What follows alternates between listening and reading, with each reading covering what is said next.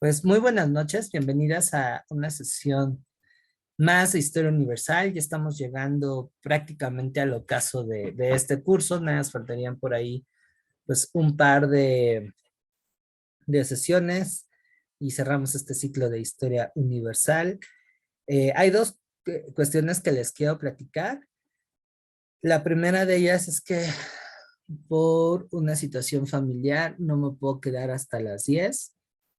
Voy a tener que cerrar la sesión a las 9:30. Discúlpenme, hice todo lo posible por no estar ahí, respetar el compromiso que tenemos, pero desafortunadamente no me fue posible. Sí se requiere de mi presencia. Entonces, voy a cerrar la clase, digamos, temprano. De cualquier manera, me parece que los temas que vamos a ver hoy sí se embonan a que sin presiones, pues pueda yo exponerlos. Son temas muy interesantes.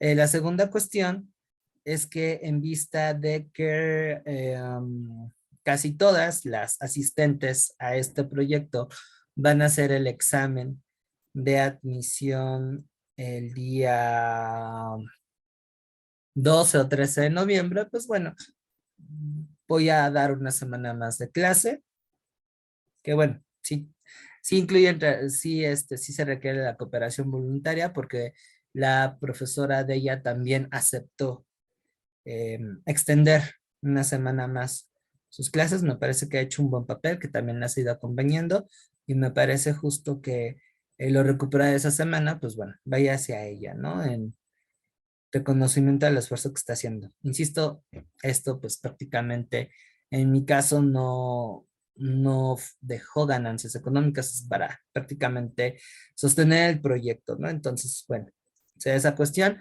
En caso de que por X o Y razón no puedan asistir o no quieran, incluso está ahí involucrando la parte del dinero, háganmela saber por favor con antelación para que yo pueda también comentarle a la profesora de ella, ¿no? Ella ya está contemplando verlas. Me parece que cambió el día de clase a viernes de 6 a 8.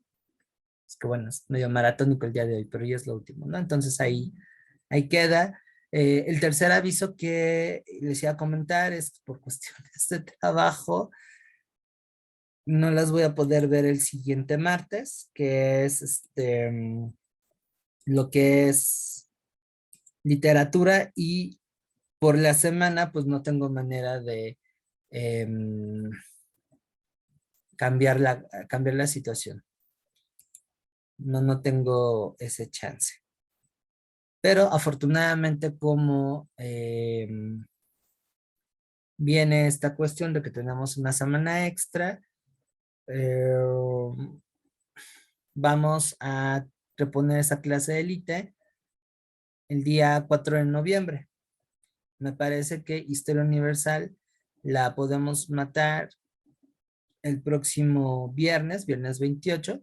Quedaría lo que es Guerra Fría y Mundo Actual, que bueno, es algo que además de cierta manera se va a ver de forma indirecta en geografía, por eso no estoy presionado en cuanto a Historia Universal.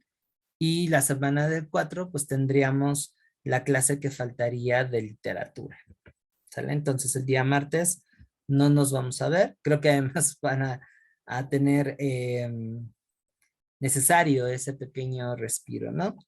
Siendo así, las sesiones que quedarían serían por lo menos hasta, digamos, la fecha oficial de cuando finalizaría el proyecto, el día 24, que tendríamos lo que es la revisión del ejercicio de Historia de México. Nos vemos el miércoles 26 con Historia de México justamente. Vamos a ver lo que es independencia y primeros años. El día jueves no nos vemos porque además ese día tengo otro compromiso que ya tenía agendado desde hace pues 2 meses, entonces sí no lo puedo cancelar. Y nos veríamos hasta el 28 con el cierre de Historia Universal, ¿vale? En cuanto a la semana del 31, pues bueno, tendríamos el 31 la revisión de geografía, de la evaluación de geografía. Am, no sé qué pasa con el martes 1 y el miércoles 2. si ustedes gustan, yo no tengo ningún inconveniente en que esos 2 días tengamos clase más temprano, de 6 a 7:30. Esto en tenor de que, bueno, tengo por aquí mamis que tienen niños pequeños y pues ya saben, las calaveritas, por favor, sigan esa tradición. Y las que no, a lo mejor se van a ir de fiesta de disfraces. Entonces, sí es necesario que nos veamos porque ya es prácticamente previo al examen, pero por estas festividades, pues sí propongo vernos de 6 a 7:30. De igual modo, lo pongo a su juicio. Avísenme en caso de que por ahí tengan compromisos sociales y no nos podamos ver. Pero si hay quórum, sí abro. Entonces, si abro el changarro, entonces nos vamos martes 1, miércoles 2, de 6 a 7:30. Horario especial por Día de Muertos. Y el viernes 4 nos veríamos para tener esa clase extra de literatura. Y además, bueno, estaríamos viéndonos lunes 7. Todavía no es seguro, pero voy a hacer todo lo posible por hacer una prueba de españolite, subirla antes de esa semana y pasárselas para que practiquen. ¿Sale? No es seguro porque también coincido con que tengo que aplicar exámenes en el bachillerato donde estoy trabajando, ¿no? Entonces, pero bueno, ojalá que me dé el chance si quiero por lo menos hacerles un examen de 30 reactivos, 15 de español, 15 de literatura, para que se vayan también un poco con las referencias a materia. Y lo quiero hacer el 7 para que ustedes tengan martes, miércoles y jueves para, bueno, hacer el repaso. Nos vamos a seguir viendo el martes 8 de noviembre, ya sea para acabar el temario de literatura o para preguntas y respuestas. El miércoles 8 tendríamos historia. Yo calculo que en esa sesión la mataríamos, es la materia que tenemos más atrasada. Y en vez de vernos el viernes 11, nos veríamos el jueves 10. Yo ahí les pediría vernos de 6 a 7:30 para checar dudas o preguntas de historia universal, o en su defecto, si por ahí todavía no llegamos al final de Historia de México, agarrar esa sesión y acabar con esa materia. No las quiero ver el 11 de noviembre porque eso sería contraproducente, es un día antes del examen y yo preferiría que en esa ocasión no toquen nada referente a la escuela. Váyanse al cine, coman con la familia, salgan al parque, lo que ustedes elijan para relajarse. Insisto, en ese momento no aludan a la ansia de querer repasar, hacer por ahí una prueba rápida o lo que sea, porque eso implicaría que estarían hasta el tope. Su desgaste sería mayor y si hacen el examen sábado en la mañana, pues bueno, van a estar un tanto ansiosas o bueno, más de lo que van a estar ese día. Entonces, necesitan relajarse, necesitan estar lo más tranquila posible para que puedan dormir, descansar. em, y las que tengan que hacer el examen por la mañana, realizarlo. Las que hagan por la tarde, pues bueno, estar en las condiciones más óptimas posibles, ¿no?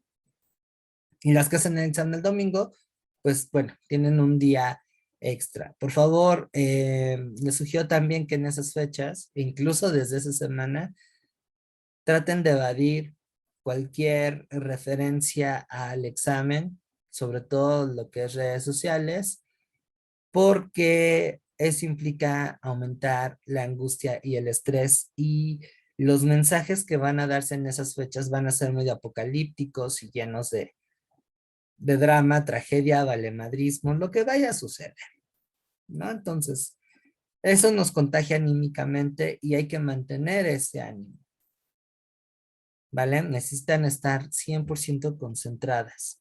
Y eso implica pues también cuidar su salud emocional. También pues somos seres sensibles y profanos, luego por ahí se nos atraviesan algunas cuestiones personales. Les invito a que no se peleen con el vecino, no tengan problemas con el marido, novio, novia, esposa, depende ahí sus intereses sentimentales.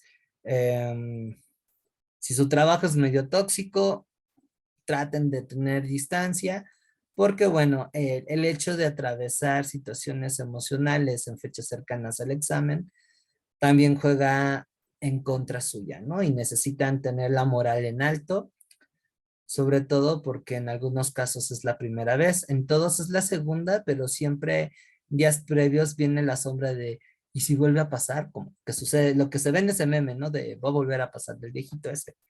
Entonces son pensamientos negativos que en la medida de lo posible tenemos que obviar y en todo caso neutralizar, ¿no? Para quienes vayan a hacer el examen por primera vez, no se preocupen, no es nada del otro mundo, no es el Ragnarok ni cosas por el estilo. Quienes ya lo hicieron, pues bueno, es una experiencia distinta, ¿sale? Apostemos a la idea de que vienen mejores preparadas, ¿vale? Y pues a disfrutar la prueba. Dudas sobre el plan a futuro, de todos modos voy a mandarles una nota de audio acabando la clase para explicar lo que les acabo de comentar. Y bueno, espero que sus compañeras y compañeros que no están hoy, pues vean la sesión para que estén enterados y enteradas. ¿Dudas, comentarios sobre esta No, corta profe, clase? ninguno.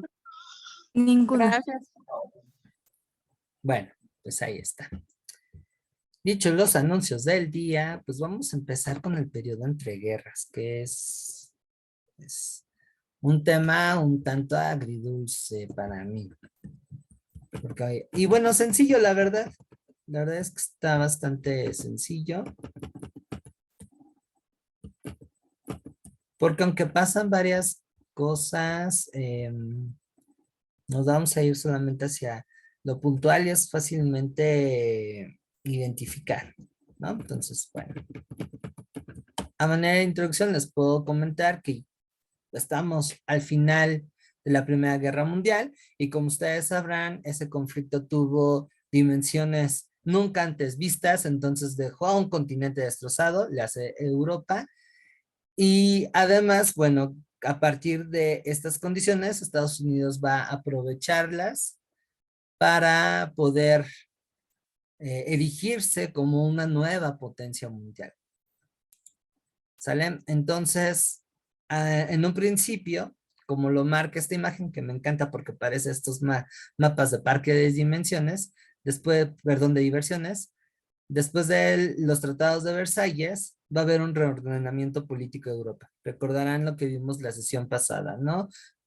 Se caen algunos imperios, como el alemán, el ruso, el austrohúngaro, nacen nuevas naciones como Yugoslavia, Checoslovaquia, Polonia, pero hay algunos cabos que están sueltos, ¿no?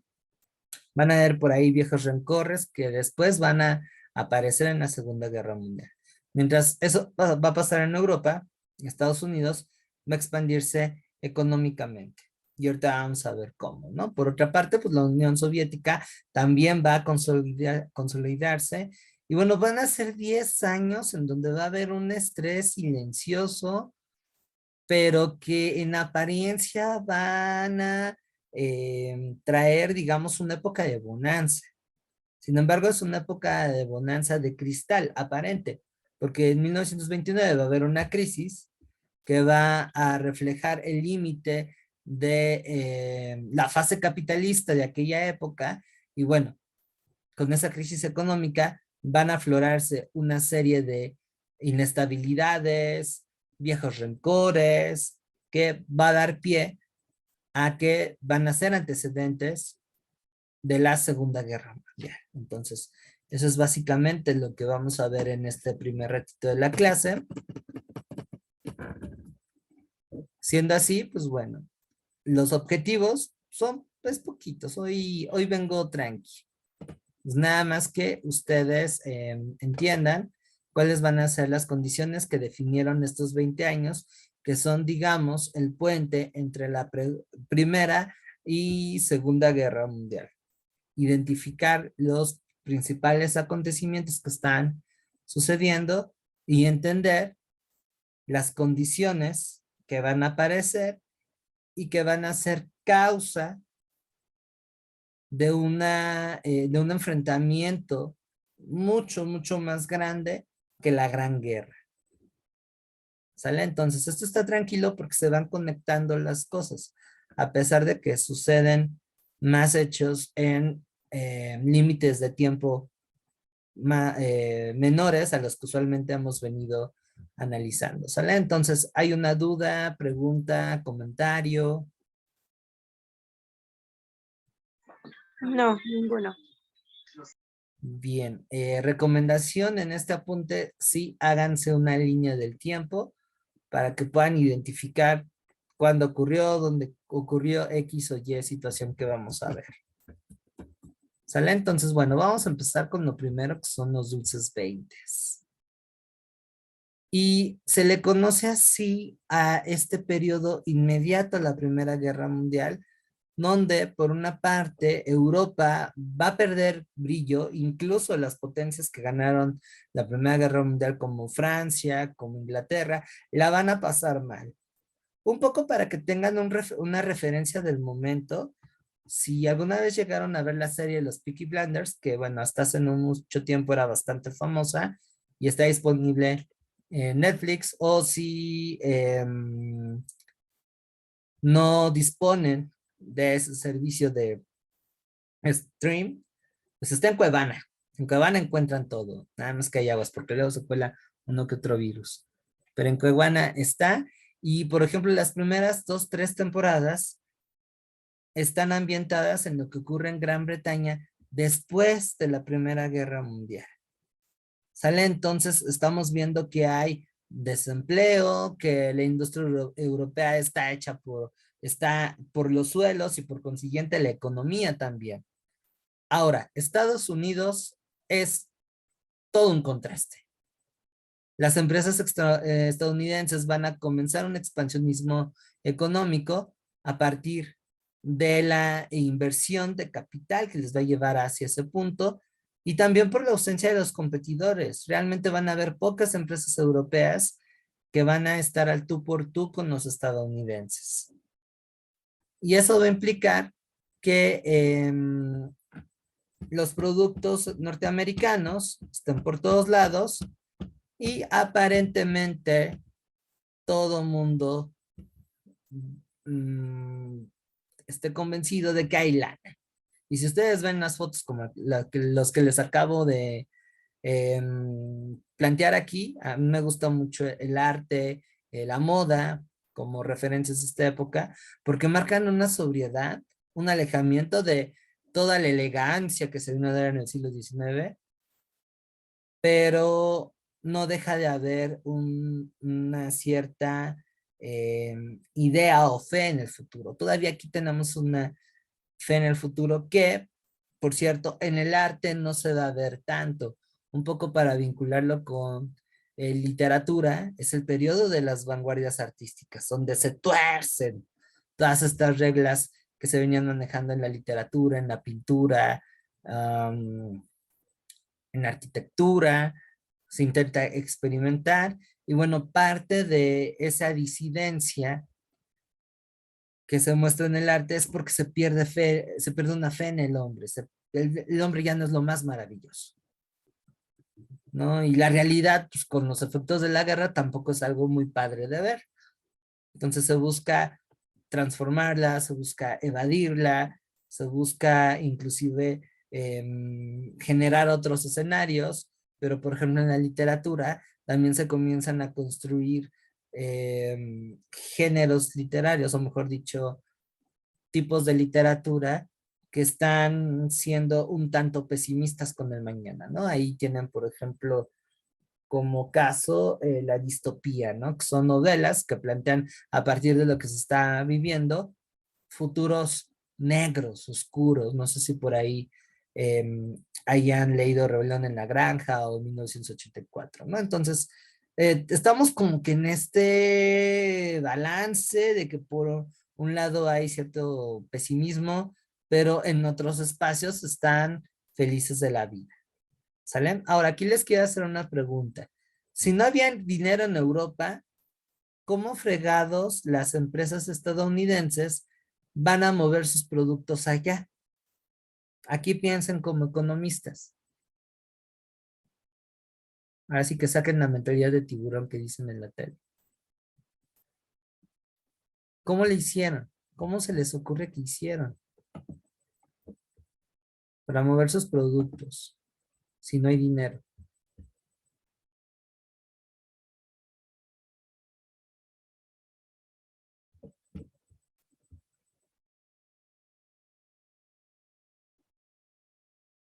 Vamos, ideas, ideas.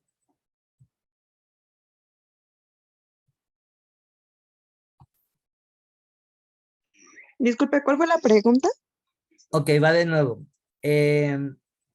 ¿Cómo le van a hacer los empresarios estadounidenses para exportar sus productos a Europa, que se los compren si de ese lado del charco no hay lana? No, Lisette, la exportación es que mandas tus productos a otros lados, en este caso a Europa. Entonces ahí el comercio interno pues no aplica. Pero gracias por intentarlo. Exactamente, Alejandra. ¿Qué es lo que hacen ahora, no? Mira, te vendo un iPhone, pero lo pagas a 20 pesos, a 20 meses sin intereses, ¿no? Así le van a hacer. Y entonces las empresas estadounidenses van a mover a gran escala sus productos. Pero, ¿qué creen que va a ocurrir? Que no tuvieron clientes. No, déjate tú de eso. Van a aparecer como estas personas que son adictas a Electra y a Coppel y a y a ese tipo de negocios mal habidos, porque la verdad es que son muy abusivos. Es la crisis que le llaman, ¿no? La crisis de 1929, algo así. Exactamente, miren, aquí hay un problema. Cuando haces ese tipo de medidas económicas, necesitas a fuerzas, a fuerzas, a fuerzas, que una parte de ese dinero regrese para seguir invirtiendo. El problema aquí es que Europa llegó a un punto en el que se atascó de créditos, pero no tuvo cómo respaldarlo. Entonces, le dijo a las empresas estadounidenses, ya no te puedo pagar, ya no me vendas más porque ya no te puedo pagar. Y aquí hay otro problema. Algunos países como Alemania e Italia dependían de esos créditos, de esos bienes, para satisfacer sus necesidades. Aquí la cuestión es que en Estados Unidos se armó una bronca porque hubo una saturación de los almacenes, ya que no hubo una movilidad de las mercancías. Y no sé si sepan, pero si una mercancía se almacena y no sale al mercado y se compra, esa mercancía se devalúa. Cosa que se va a hacer más grave cuando hay un montón de mercancías y cada vez es más demanda.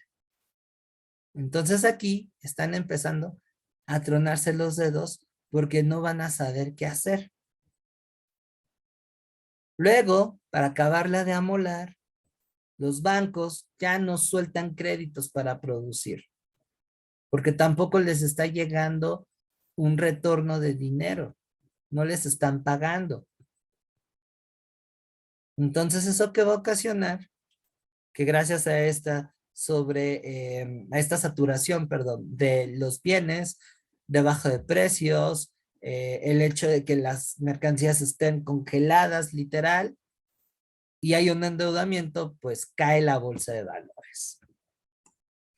Y aquí tenemos el famoso crack de 1929, que va a ser conocido también como el Viernes Negro, según me parece. Fue un 29 de septiembre del 29. Así que bueno, eso va a llevar a que los inversionistas no tengan con qué pagar sus créditos y comiencen a cerrar las fábricas. Otros van a retirar su dinero de los bancos, porque además ese dinero comienza a bajar su poder adquisitivo. Y al no tener dinero el banco para prestar, va a conllevar a que el proceso de producción se va a parar. Y sin ayudas y sin créditos, las fábricas van a seguir cerrando. Y entonces aumenta el desempleo.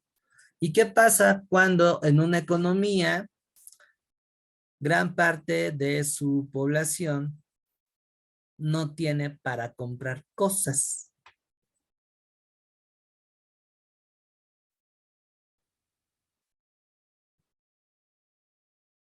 ¿Qué pasa en un país cuando su gente no tiene dinero para comprar y satisfacer sus necesidades básicas?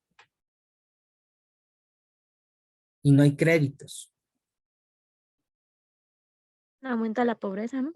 Exactamente, muy bien, Alma.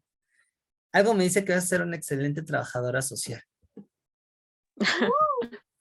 Bien, hasta te echaron porras. Exacto, muy bien también, Niseti. Creo que también vas para trabajo social, ¿no? Ah, no, creo que tú vas para contaduría. También tienes madera. Para administración. Ah, administración. Conta y administración. Oh, muy bien, muy bien. Pues bueno, ya tienen tablas para entender un poco este tipo de procesos. La bronca aquí es que Estados Unidos va a cerrar y a cancelar los créditos que tenían en Europa. Y si en Estados Unidos se vino un santo relajo, imagínense lo que ocurrió del otro lado del charco, particularmente en países como Alemania, Italia, España. Para mayor información, véanse también la serie de Las chicas del cable. Ahí más o menos está ambientada en los años 30. Está buena esa serie. Y al final me hizo llorar. ¿Qué creen que va a pasar? Que bueno, esto un poco se parece a lo que actualmente estamos viviendo. No tanto en México, porque la crisis global no nos está pegando tan fuerte, pero vean lo que está ocurriendo en Europa otra vez. Fíjense qué chistoso. En Estados Unidos. Nada más que ahorita la crisis es por los energéticos. Y además en qué época del invierno. Pero bueno, ¿qué creen que va a ocurrir por allá?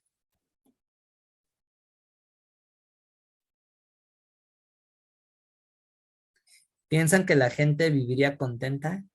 Dijera, ah, sí, no te preocupes.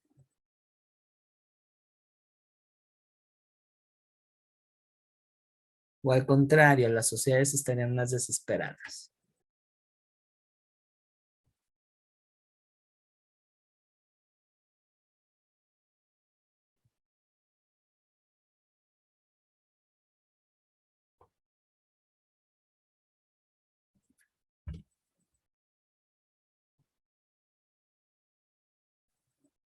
Cuéntame, ¿qué va a ocurrir?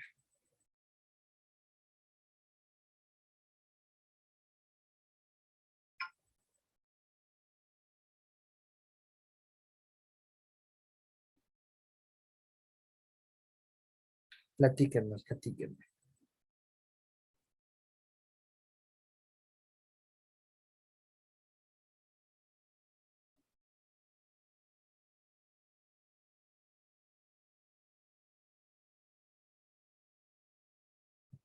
No se les ocurre.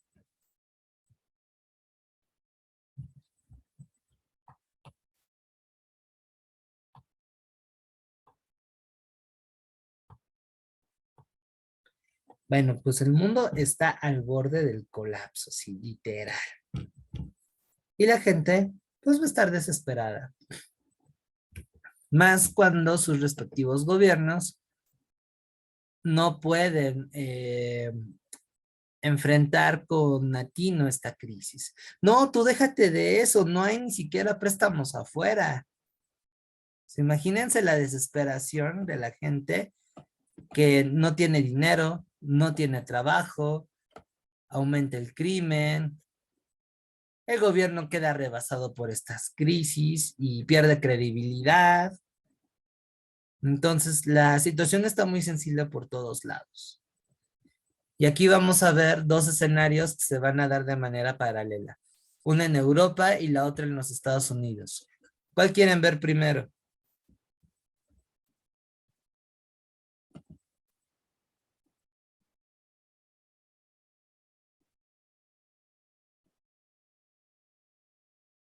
Europa. Bueno, vamos a hacer un pequeño ajuste en la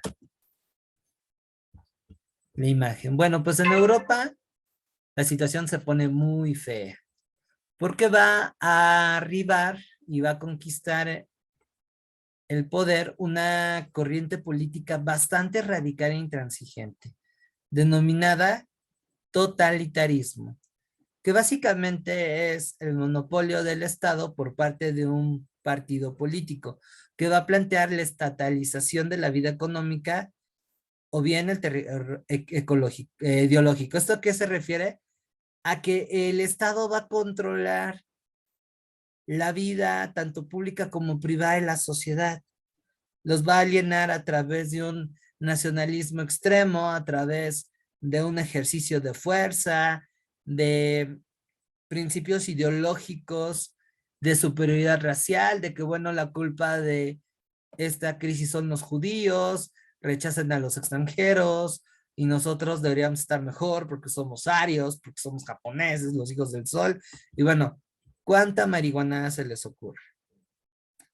El totalitarismo va a estar dirigido por partidos políticos que van a tener en su haber líderes bastante carismáticos, que no van a ser los más inteligentes, pero que tienen la labia que va a convencer a la gente de que su plan, su programa es el correcto.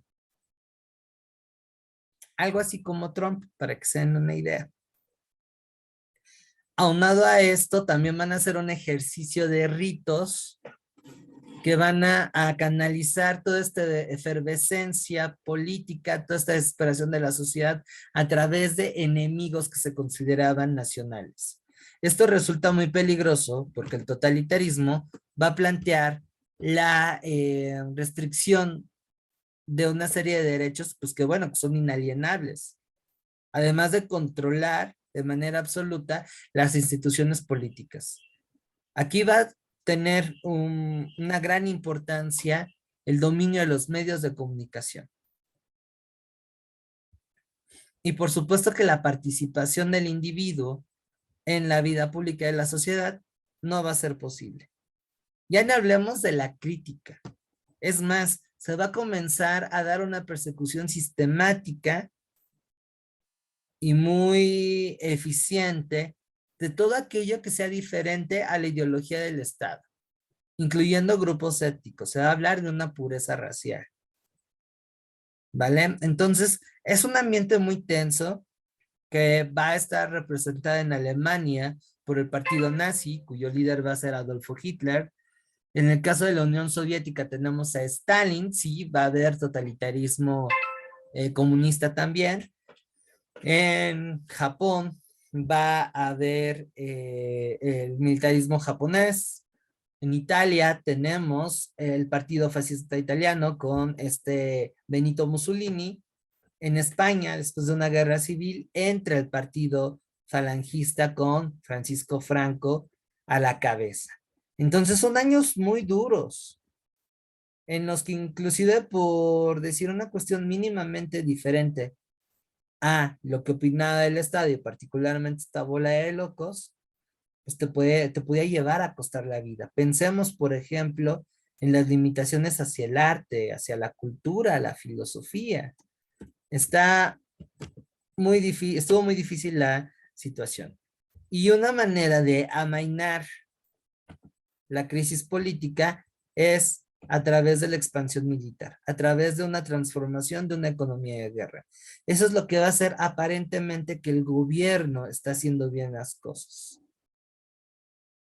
Aunque realmente no, porque esto va a llevar a un límite, por supuesto, a la Segunda Guerra Mundial. Así es que en el caso de Alemania, después de que Hitler conquistara el poder en 1933, va a iniciar un proceso de expansión que va a abarcar Austria, 36, Polonia, perdón, Checoslovaquia en lo que es el 38, más o menos. Austria también va a entrar por ese lado. Y la cúspide de este expansionismo va a ser la invasión a Polonia, el 1 de septiembre del 39, lo que va a dar pie al inicio de la Segunda Guerra Mundial. En contraste, Italia va a expandirse por algunas zonas de los Balcanes, Albania, por ejemplo, Croacia, que están aquí cerquita, y va a ir sobre Libia, Eritrea, y conquista Etiopía, que por cierto su gobernante se viene de refugiado a México, ¿vale?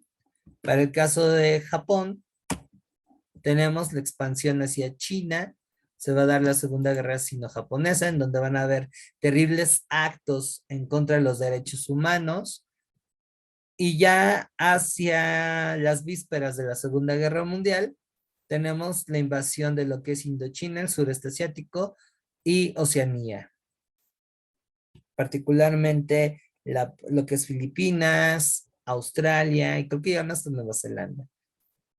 En el caso de España, en el periodo entre guerras, era un país que aunque no entró en la Primera Guerra Mundial, sí la va a pasar muy mal, va a tener mucha inestabilidad política, va a caer la monarquía. En el 36, un conjunto de partidos políticos de izquierda van a ganar las elecciones y van a instaurar lo que se conoce como la Segunda República Española, que va a tener influencia comunista. No van a hacerlo tan mal. La verdad es que la sociedad española va a ganar un montón de derechos, pero desafortunadamente el ala conservadora de ese país, que va a estar agrupada alrededor de las Fuerzas Armadas, se van a levantar y van a organizar una guerra civil. Aquí van a haber dos facciones, los nacionalistas que quieren imponer un gobierno autoritario, muy parecido a lo que está ocurriendo en Alemania e Italia, y por otra parte los republicanos. Aquí, pues bueno, las democracias occidentales se van a hacer patos, no van a meterse. El único que apoya a los republicanos va a ser la Unión Soviética, pero bueno, va a ser un apoyo ahí muy mediatizado. Prácticamente los españoles se van a tener que enfrentar solos contra los nacionalistas, que sí van a tener refuerzos de Alemania, de Italia, y además les van a prestar una lana. Entonces, al final, después de 3 años de conflictos, que van a dejar heridas que hasta la fecha van a estar abiertas, el pueblo español sufrió mucho en este conflicto, se va a instaurar una dictadura que va a durar, pues bueno, prácticamente estamos hablando de casi 36 años, en donde van a haber características muy parecidas a las que ocurrieron en Alemania y en Italia. Y que bueno, eso también va a ser un preludio de lo que es la Segunda Guerra Mundial. Ahora, estos procesos no van a ser solamente porque sí. La sociedad, de alguna forma, va a estar de acuerdo. Y comento esto porque están habiendo otra vez movimientos que son muy parecidos a lo que ocurrió en los 30, los cuales nos deberían de dar cierta preocupación. En Ucrania hay un partido neonazi, que de hecho fue uno de los que respaldaron al actual presidente, que organizaron campañas de limpieza racial, o sea, 2022 y haciendo eso. Por otra parte, en España tenemos un partido de derecha sumamente cercano a lo que en su momento formuló Franco, Vox, que por cierto está ganando cada vez más las elecciones. Entonces eso debe darnos una lectura de lo que ahorita está pasando, ¿no? Y que esas condiciones se van a hacer más graves debido a la situación de miseria y de inestabilidad que está generando la crisis económica actual. O sea, estamos viviendo un proceso muy crítico. Ah, bueno, y en Italia también. Creo que la doñita que ganó como primer ministro, presidente de Italia, y no sé cómo se diga, también tienen ideas muy, muy cercanas a las de Mussolini. Entonces, esos son elementos que deberíamos de ponerle mucha atención porque pueden ser el preludio de conflictos más complejos. Y acá en México no cantamos mal las rancheras. Cada vez estamos siendo más susceptibles a la intransigencia, a la intolerancia, a ocupar la violencia para resolver cuestiones políticas. Ahorita nos estamos quedando en la parte verbal, pero no tardamos en que los adeptos de X o Y partidos estén agarrando del chongo. Creo que por sí ha habido una violencia política muy implícita aquí. La gente ha sido más indiferente a participar y ya no hablemos de la desesperación. Yo he notado en los últimos años que también la sociedad mexicana se ha vuelto incluso más racista. Ha echado mucha culpa a los migrantes, a los extranjeros morenos y pobres que vienen en México. Porque los ricos y blancos los seguimos tomando casi como dioses y ejemplos a seguir. Entonces, este tema que estamos viendo en los 30 da una pauta para pues, cuestionar lo que está ocurriendo ahorita, ¿no? Y como sociedad a ponernos las pilas. ¿Alguna duda, pregunta, comentario sobre lo que está pasando ahí en Europa después de la crisis del 29? Y bueno, ahí ya estoy develando el cómo, por qué. Esto va a ser parte de la cadena que va a liberar a la Segunda Guerra Mundial, a los perros de guerra. ¿Todo bien? Muy bien. Ahora, ¿qué va a ocurrir en Estados Unidos? ¿Por qué en Estados Unidos no se generó una revolución? Bueno, aquí una parte del sector político de los Estados Unidos se puso vivo y planteó un ajuste en el estado norteamericano que evitara movimientos sociales radicales y que de alguna manera reviviera en la medida de lo posible la economía estadounidense. Entonces, esa serie de reformas se les van a conocer como el New Deal y va a estar inspirada en las tesis del economista británico John Maynard Keynes, que propone una reforma del capitalismo. El capitalismo tiene fallas y eso se vio en la crisis del 29. Entonces, tenemos que generar un modelo que de alguna manera estabilizara al país en turno y que estimulara en nada cuenta un desarrollo económico. Entonces, en el caso de Estados Unidos, esas propuestas van a ser visualizadas en el New Deal, que se van a implementar en 1932 y que va a plantear una ayuda a fondos asistenciales. Es decir, de alguna manera el Estado va a invertir en salud, educación y vivienda, porque esto trae buenos resultados. En primera, calma a la gente, ya no se vuelven anarquistas o comunistas. Segunda, el individuo va a gastar menos en estos rubros, lo que le va a permitir un margen de ahorro o un poder de gasto que les lleve a comprarse cualquier otra cosa. Y de esta manera, pues va a aumentar la demanda, porque hay lana. Lo que aquí se intenta combatir es el desempleo. Una persona que no tiene trabajo es una persona que no te consume. ¿Sale? También se va a apoyar al sector agrícola para evitar que haya hambres. Y ustedes sabrán que el hambre está conectada con el descontento popular. Se va a reorganizar la industria privada, pero se le va a limitar, ya que el acaparamiento de la riqueza del sector privado implica una mayor desigualdad. Y no solamente en términos de lo social, sino también en lo económico, porque el hecho de que los grandes industriales dominen los mercados impiden el crecimiento de nuevas empresas. O sea, la competencia del capitalismo resulta contradictoria porque estimula los monopolios. Eso es lo que se pretende evitar. Otra vez, vean lo que está pasando ahora. Cada vez es más difícil emprender y las condiciones están tan gruesas que aunque llegues a emprender, es casi imposible que pases de ser un pequeño negocio. A diferencia de las grandes empresas que no solamente se mantienen, sino se expanden. Solamente que ahora es el capital internacional. ¿Sale? Los bancos se van a abrir, van a haber créditos y también se va a ajustar la relación con el trabajador. Se van a respaldar los sindicatos para que de alguna manera la gente esté más tranquila. Se le apuesta a la movilidad social. Esto con el fin de neutralizar, insisto, intentonas de movimientos más radicales, como el socialismo científico y lo que es el... Aprendo porque se me acaba de... se me acaba de prender el foco. Estas oscuras, ¿no? Hasta ahí hubo una escenita de terror, pero en fin. Ya volvió. Fantasmas. Vean qué efecto especial tiene esta clase de hoy. Bueno, dejando de lado esto, también vamos a ver que el prestar demasiado descapitaliza al país. Entonces tenemos que tener un fondo de ahorro nacional y se hace una nueva ley. Todo esto está inspirado en las características que van a delimitar lo que es el estado de bienestar, que digamos es el nuevo modelo del capitalismo. ¿Sale?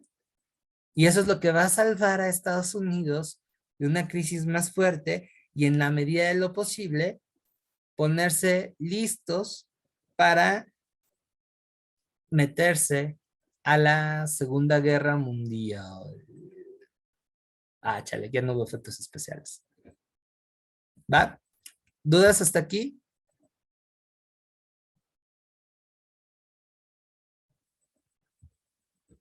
¿Preguntas, comentarios?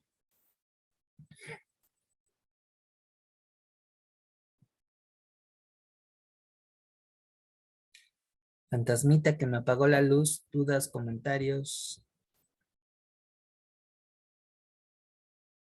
Perfecto. Entonces, ¿qué les parece si ya que está calientito el escenario, nos vamos con la Segunda Guerra Mundial? Sí. Me cambio de presentación y voilà, acá estamos.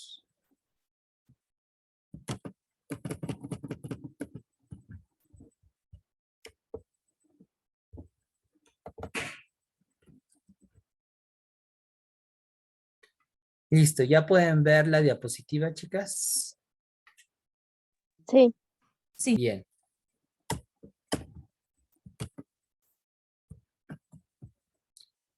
Pues, si la Primera Guerra Mundial fue algo que cimbró los pilares del mundo en aquella época, la segunda es quítate que ahí te voy. No solamente porque aumentó su nivel de destructividad, o sea, estamos hablando de alrededor de 60 millones de muertos. En 6 años fue una brutalidad.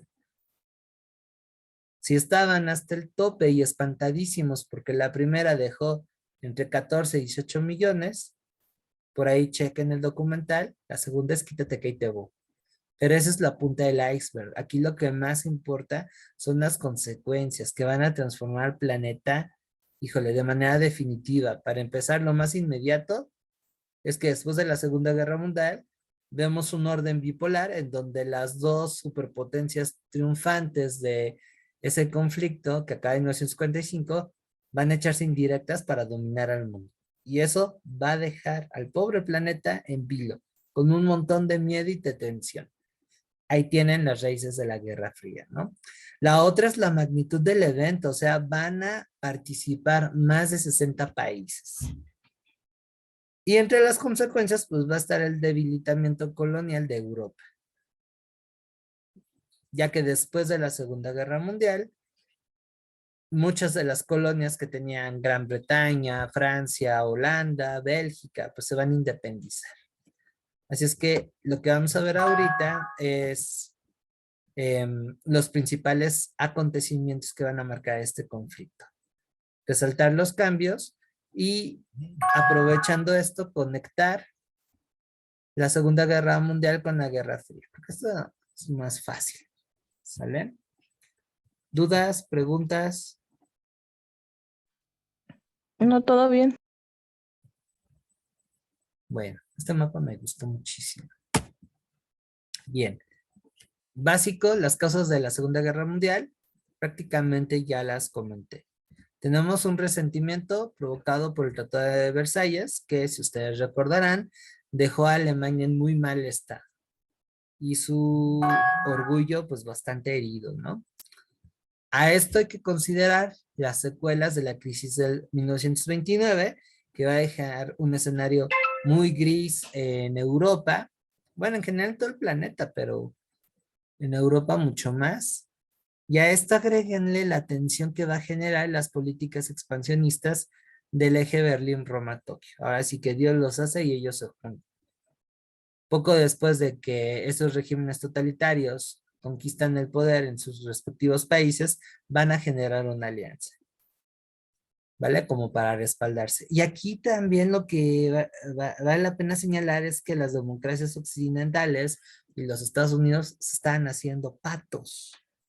E incluso entre sus territorios comenzaron a haber movimientos similares. Si ustedes revisan esta serie que les digo de los Peaky Blinders, perdón por mi inglés, las últimas 2 temporadas involucran que en Inglaterra una especie de partido fascista inglés. O sea, que estamos hablando que tampoco no estaban tan bien las cosas en la Gran Bretaña. En Estados Unidos habían movimientos supremacistas. Antes de que empezara la Segunda Guerra Mundial, por ejemplo, Walt Disney era un ferviente partidario de esos movimientos y coqueteaba con la idea nazi. Vaya, aquí en México está un tal José Vasconcelos, que fue fundador de la SEP, rector de la UNAM, autor de su lema, que por cierto me choca, comenzó a tener y adoptar ideas muy parecidas a las de Hitler, a las de Mussolini. Entonces, bueno, las cosas estaban bastante tensas. El casus belli, es decir, el motivo que va a llevar al inicio de la Segunda Guerra Mundial, es la invasión a Polonia. Y la razón de eso es porque Polonia era aliada de Inglaterra y de Francia, y digamos que era el límite de su paciencia. Lo que no contemplaban estas naciones es que Hitler ya estaba preparándose desde antes para entrarle a los cocolazos. Es más, el apoyo que le dio al ejército de Franco, pues fue para medir su capacidad bélica. Y además, sabiéndose que iba a estar en desventaja ante una potencial guerra contra Francia, Inglaterra y tal vez los Estados Unidos, pues necesitaba que fuera rápido el asunto, ¿no? Y para que no les digan y no les cuenten, pues aquí están los principales eh, protagonistas de este drama, ¿no? Por una parte tenemos a los aliados, que bueno, Estados Unidos es medio exagerado, yo lo pondría más chiquito, que va a estar, bueno, Inglaterra y Francia primero, más todos los países europeos que van a ser invadidos por Alemania, pero conforme avanza la guerra, entre más naciones fueron agredidas por el eje, más van a sumarse a la facción de los aliados, ¿no? Aquí, por ejemplo, la Unión Soviética, ¿no? Otro caso que va a ser una pieza clave en el triunfo de los aliados. Y del otro lado, pues tenemos los 3 clásicos, ¿no? Alemania, Italia, Japón, no van a ser los únicos. Naciones como Letonia, Estonia, Hungría, Croacia, van a estar a favor del eje. ¿Será? Y por ahí un movimiento nacionalista indio que también va a estar por ahí, ¿vale? ¿Dudas respecto a quiénes se van a enfrentar, las facciones que van a integrarse?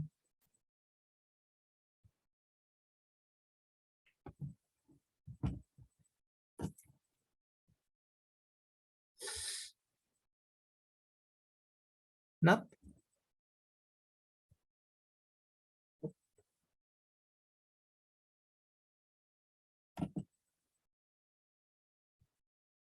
Perfecto. Bien, ahora, ¿cómo vamos a dividir el conflicto? Vamos a dividirlo en 2 etapas. La primera de ellas va a ser de 1939 a 1952, que va a abarcar el periodo en el que aparentemente los países del eje están ganando el conflicto. Y el segundo periodo va a ser el contraataque aliado, que va a comenzar en 1952, donde va a haber un freno al avance de las tropas, tanto alemanas como italianas y japonesas en los distintos frentes de guerra, y paulatinamente el contraataque que van a hacer los aliados, que de hecho esta es la etapa más representada en los medios de comunicación, en los videojuegos. Vamos a ver de qué se trata cada una.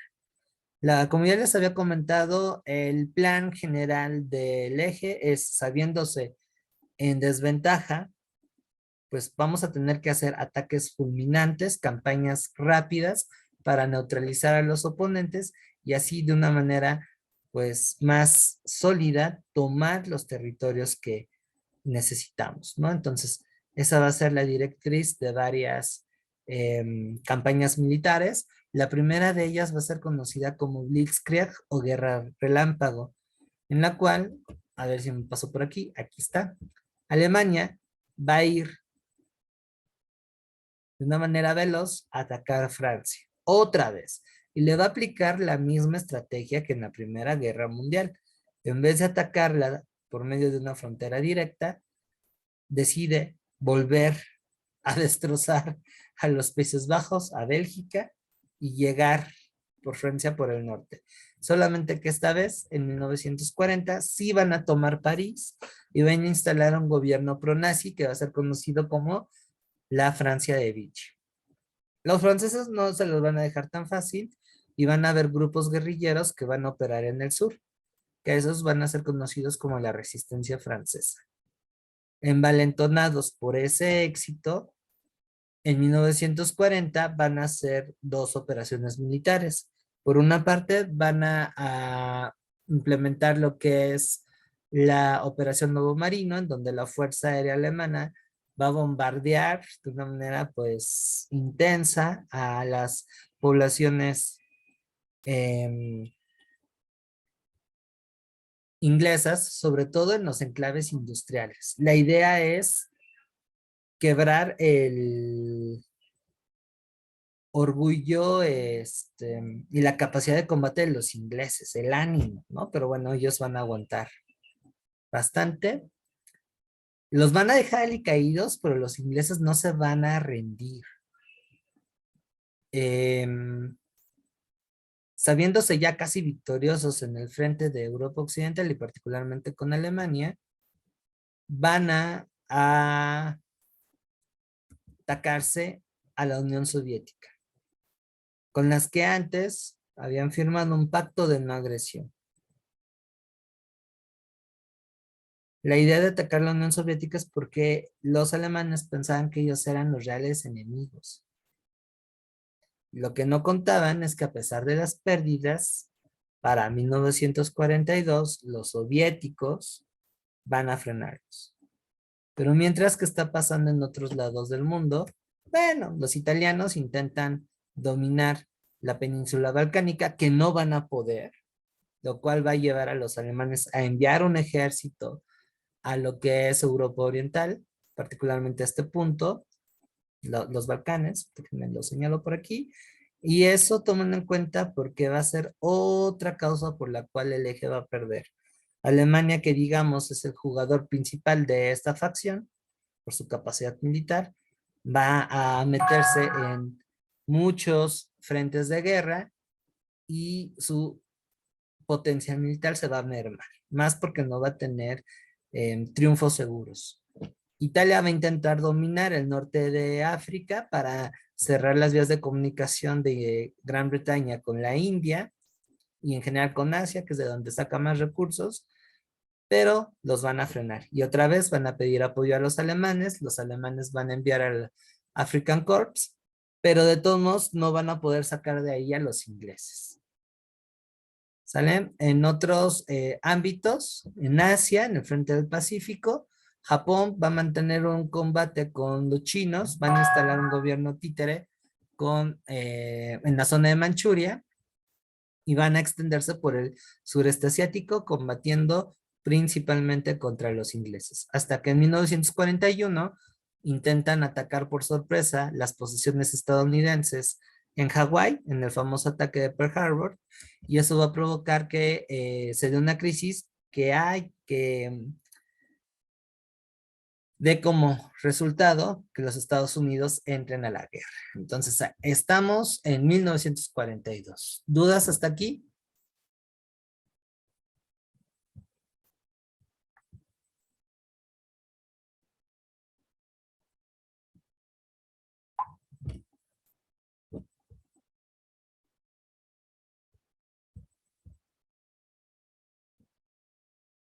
¿No?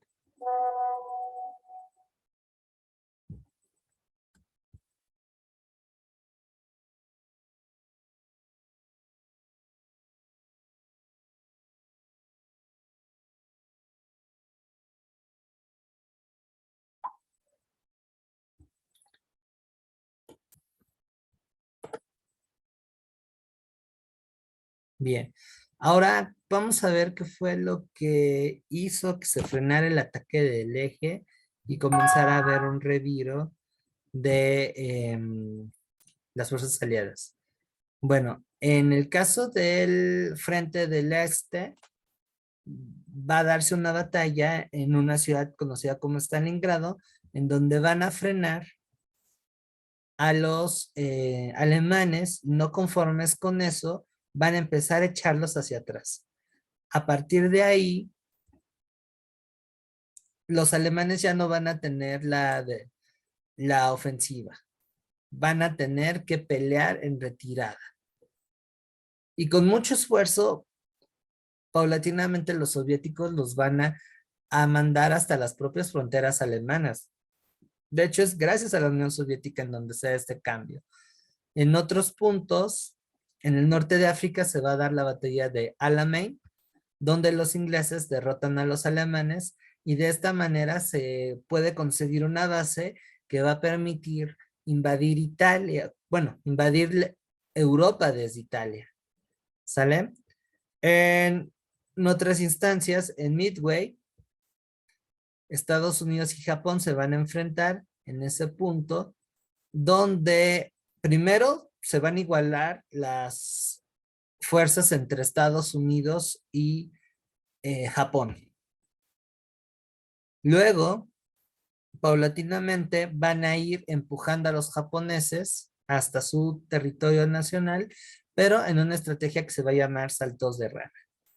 Ahí los estadounidenses van a sufrir bastante, pero van a lograr empujar a sus enemigos. A partir de 1943, como les decía, en Kursk se da ya de manera abierta el avance soviético sobre territorio alemán y va a destruir, gracias a esa batalla, el potencial militar de los alemanes. Ya no se van a poder recuperar. O sea, sí van a resistir, pero ya no van a tener la capacidad bélica de antes. Digamos que se están cubriendo de los golpes que les están dando los soviéticos. En 1943 va a darse este intento de invasión desde el norte de África a Europa. Déjenme ver si por aquí tengo un mapa.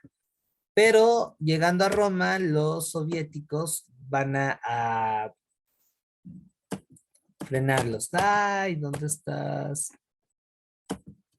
Bueno, hasta aquí llegan. Digamos que van del norte de África hasta Roma y ahí los van a frenar, lo cual va a generar que para 1944 y a solicitud de la Unión Soviética que pedía que se abriera otro frente de guerra para desahogar un poco la presión que se tenía sobre este país, el 6 de junio se va a lanzar la mayor invasión anfibia que se da en la historia y que va a ser conocida como el Día D o Invasión a Normandía. A partir de ahí, los pobres alemanes parecen individuos en metro de la Ciudad de México en hora pico. Van a estar aplastados por todos lados. Prácticamente para ese punto Italia ya está derrotada y entonces se van a empezar a dar una serie de conferencias que van a ir delimitando el curso de la guerra. ¿Sale? Ya a manera de colofón, para 1945 los alemanes ya no pueden más, los soviéticos están cerca de Berlín, Hitler se suicida el 30 de abril, pero días después llegan desde el otro lado las tropas anglo-norteamericanas reforzadas por soldados de otros países, canadienses, australianos, franceses, de Chile, mole y pozole, y bueno, eso va a dar como resultado que Alemania se rinda el 7 de mayo. Japón es más terco. Japón todavía va a resistir entre mayo y agosto. Ya prácticamente estaban vencidos, sin embargo, Estados Unidos va a bombardear con esas nuevas armas, las famosas bombas atómicas, dos ciudades japonesas. Y ante eso, Japón en septiembre, va a ofrecer la rendición incondicional. La razón del por qué los estadounidenses echan mano de este recurso bélico se debe a que ya estaban entrando en tensión con la Unión Soviética. Entonces sí, es una cuestión de egos, a ver quién la tiene más grande. Y una manera de manifestarlo es aventando esas bombitas, como para amedrentar. Mira, yo tengo estos juguetitos nuevos, si tú te pasas de la raya, te va a tocar igual. Y además lo hicieron porque los soviéticos estaban ya a punto de invadir Japón. Ya habían echado de la parte del norte de China los soviéticos a los japoneses y estaban a punto de invadir. Y aquí va a pasar que territorio que intentan conquistar o que ocuparon territorio que se va a cargar hacia su sistema, ¿no? Europa Occidental más o menos se va a mantener bajo una lógica capitalista. Los territorios que liberó la Unión Soviética en Europa Oriental se van a volver comunistas, ¿no? Entonces ahí estamos viendo el esbozo de lo que va a ser la Guerra Fría, ¿sale? ¿Dudas hasta aquí?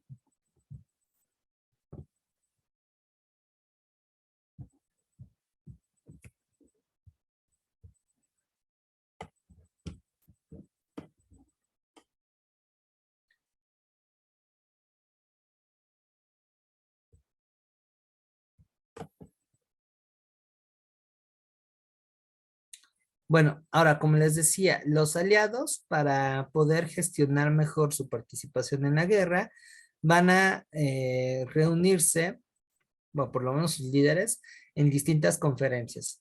La primera conferencia en la que van a conferenciar, pues, ¿qué va a ser? Va a ser la conferencia de Casablanca en 1953 y en Teherán, las dos en ese mismo año. Ahí van a promover la operación Overlord, que es la que va a dar pie a la invasión de Normandía en 1944. Ya casi hasta el final de la guerra, entre febrero y junio del 45, van a volverse a reunir representantes de las potencias aliadas en San Francisco. Y ahí, ante todo el destrozo que va a generar la Segunda Guerra Mundial, van a fundar la ONU como una institución internacional que va a intentar mediatizar para evitar nuevos conflictos bélicos internacionales. Que bueno, ya sabemos que no ha hecho tan bien su chamba, pero ahí sigue, ¿no? Luego, poco después, entre el 4 y el 11 de febrero, van a volverse a reunir en Yalta, en donde van a acordar dividir Alemania. La parte oriental va a ser para la Unión Soviética, una parte del occidente alemán para los Estados Unidos, otra para Francia y una más para Inglaterra. Poquito después, esas tres secciones se van a reunir en una sola entidad, que evidentemente pues va a tener la influencia de Inglaterra y Estados Unidos. Y en Potsdam pues se da como inicio lo que fue la Guerra Fría, tema que vamos a ver la siguiente sesión. ¿Sale? Entonces, bueno, acá la guerra, aparentemente hay paz, pero es una paz muy tensa, es un ambiente muy gris, con demasiada zozobra, inestabilidad, pero que ya en el plano de los resultados, vamos a ver que, bueno, de entrada se viene la Guerra Fría, que es el entorno que les está comentando. Va a haber una descolonización, es decir, después de 1945, los países o mejor dicho, las colonias que pertenecieron a las potencias europeas de Occidente, van a lograr de poquito en poquito su independencia.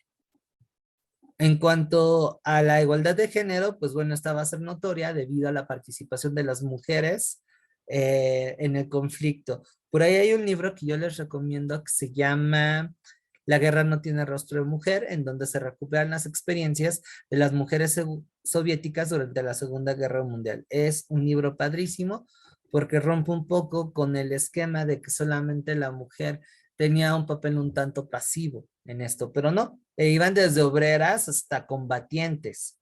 Y por supuesto que también en ese libro se plasma un poco la experiencia, por ejemplo, que fueron de los grupos más vulnerados, ¿no? Por otra parte, Latinoamérica va a tener un despunte económico debido a que el conflicto promueve que se compren sus materias primas, sobre todo sus recortes, sus recursos energéticos. Aquí México, pues bueno, gracias a esto va a crecer en economía, esto es algo que vamos a ver más a detalle en Historia de México. Va a haber un juicio para los criminales de guerra, se va a crear lo que es la Declaración Universal de los Derechos Humanos, el crimen de genocidio. No todos van a recibir la justicia de sus actos, algunos más van a incluso a ser absorbidos por este nuevo orden mundial.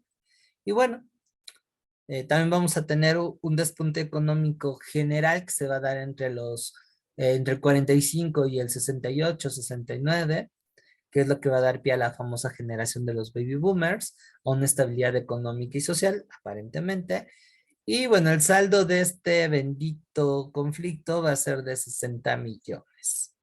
Se van a dar algunos de los crímenes de lesa humanidad más graves en la historia. ¿Dudas hasta aquí?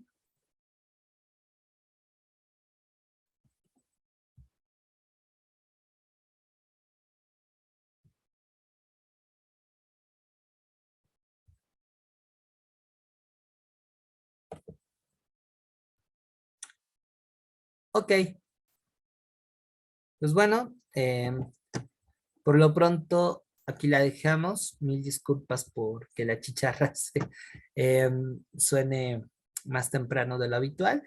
Y ya entonces el siguiente viernes estaremos matando lo que sería el último tema de Historia Universal. Por favor, no dejen de consultar esos recursos ni hacerme llegar sus dudas en caso de que existan. ¿Sale? Bueno, pues sin más, nos vemos mañana para geografía, 8:30 de la mañana. Y que pasen una excelente noche.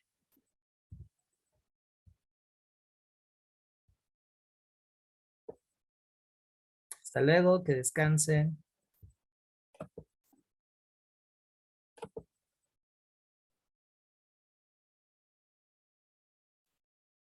Ah, no hay de qué, Lizeth, qué padre.